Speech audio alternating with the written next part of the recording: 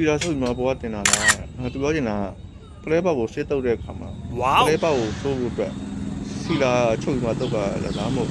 စီလာရဲ့အောက်မှာဆိုဖက်လာရှိတယ်ဖက်လာရဲ့ပုံမှာသူတုပ်ရအဲ့မှာကျတော့သူကဟိုနှစ်မျိုးရှိတယ်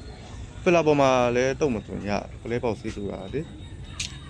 တုပ်မလို့ရစီလာပေါ်မှာတုပ်မရဒါလိုအဲ့လိုတုတ်တဲ့ခါမှာဘာလို့ထူးခြားသွားမလဲဆိုတော့ဘယ်လိုခွာခြားသွားမလဲဆိုတော့ဖက်လာတော့မှ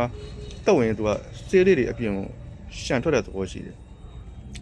နော်ပြီးတော့ရှီလာပေါ်မှာတုတ်တာကြတော့စေးတွေဖက်လာပေါ်မှာထက်ဆိုင်စေးတွေအပြင်ကိုမထွက်ဘူးရှန်မထွက်ဘူးဆိုတဲ့သဘောပေါ့ဗျာကျွန်တော်ပြောချင်တာအဲ့တော့ဘယ်ပိုကောင်းလဲဆိုတော့ရှီလာပေါ်မှာတုတ်တာတော့ပိုကောင်းတာပေါ့ဗျာသဘောတရားပြောပြဒီမှာတစ်ခုရှိသေးတယ်ဒီကမှတကူကဘယ်နှထက်မှာစေးတော့သူပြောချင်တာစတီလာဘယ်နှထက်မှာပလဲပေါက်ကိုစေးဆိုရတယ်တော့ခုနပြောပြီးလေစီလာတကုတ်မှလည်းစေးတုပ်လို့ရနှစ်ကုတ်မှလည်းတုပ်လို့ရနော်ပုံမှန်တော့သူကတချို့ကလည်းစီလာတုပ်ပြီးမှပလဲပေါက်ကို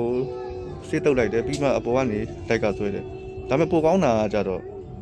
စီလာနှစ်ကုတ်မှတုပ်မှဆိုလည်းရတယ်စီလာတစ်ကုတ်ကတုပ်ပြီးအပေါ်ကနေစီလာတုပ်လိုက်ပြီးမှဟိုကတိုက်ကဆွဲလိုက်ရင်ပြန့်တာပေါ့စေးလေးကနည်းနည်းတော့ကြိကောင်းသွားတာသဘောတရားပြောပြ